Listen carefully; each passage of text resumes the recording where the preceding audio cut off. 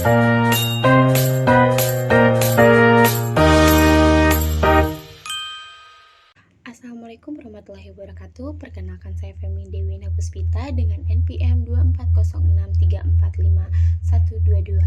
Selamat datang di video refleksi saya hari ini. Saya akan berbagi seberapa jauh saya memahami pembelajaran epidemiologi, khususnya dalam konteks terapi okupasi. Hal pertama yang kini saya pahami adalah bahwa epidemiologi itu bukan hanya tentang penyakit, tetapi tentang cara kita berpikir secara sistematis. Intinya adalah menganalisis frekuensi, distribusi, dan determinan masalah kesehatan di populasi. Dari semua konsep dasar, pembedaan dua ukuran utama ini sangat penting bagi saya. Yang pertama yaitu ada prevalensi. Ini tuh adalah seberapa banyak kasus yang sudah ada saat ini di masyarakat. Inilah yang diukur oleh studi seperti cross-sectional. Lalu ada insidensi. Ini tentang seberapa cepat kasus baru itu muncul. Nah, memahami perbedaan ini tuh membuat saya memilih fokus intervensi. Apakah kita perlu mengelola kasus yang sudah ada atau mencegah kasus baru yang baru muncul. Pembelajaran tentang desain studi membuat saya sadar bahwa tidak semua penelitian itu bisa menjawab semua pertanyaan. Saya kini menguasai perbedaan kunci antara studi observasional dan studi eksperimental.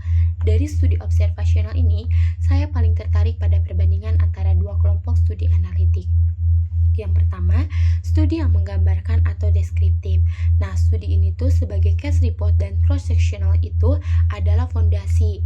Case report ini kayak membantu kita untuk mendokumentasikan kasus unik, seperti laporan anak dengan sensory processing disorder. Sementara studi kasus cross-sectional itu penting karena kita itu mengukur prevalensi, misalnya kayak mengukur seberapa banyak lansia di panti yang mengalami kesulitan ADL saat ini. Nah, studi ini tuh memberikan kita potret instan tentang beban masalah okupasi yang harus kita tangani. Nah, ada studi yang menganalisis atau analitik. Ini adalah bagian yang paling menantang dan paling bermanfaat, yaitu ketika kita menganalisis faktor resiko. Yang pertama itu ada studi kasus kontrol. Nah, saya kini paham bahwa arah penelitian ini tuh mundur. Kita itu mulai dari outcome, lalu mundur ke belakang untuk melihat riwayat paparan atau resiko mereka. Nah, ini tuh sangat efektif untuk masalah-masalah yang jarang terjadi. Lalu ada studi cohort. Ini tuh sebaliknya, studi ini tuh maju. Kita mulai dari kelompok yang terpapar faktor risiko dan mengikuti mereka ke depan untuk melihat outcome apa yang akan muncul. Nah, pemahaman ini tuh penting karena ini tuh studi cohort tuh memberikan bukti yang lebih kuat mengenai urutan waktu dan sebab akibatnya. Hal apa yang paling saya rasakan manfaatnya adalah mengaitkan epidemiologi langsung ke praktik TO. Nah, ada menentukan prioritas. Nah, dengan data epidemiologi ini tuh saya tahu kondisi atau faktor risiko apa yang paling mendesak di komunitas.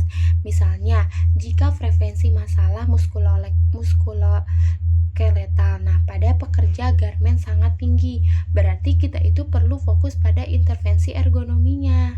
Lalu ada merancang intervensi berbasis bukti. Nah, saya sadar bahwa intervensi TO itu tidak boleh asal-asalan.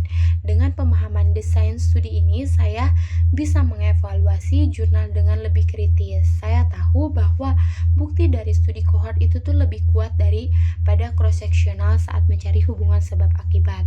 Lalu ada berpikir preventif. Epidemiologi itu mengubah fokus saya dari hanya mengobati menjadi merencanakan program pencegahan yang lebih luas dan efektif, menjadikannya lebih dasar untuk kebijakan klinis dan program berbasis komunikasi.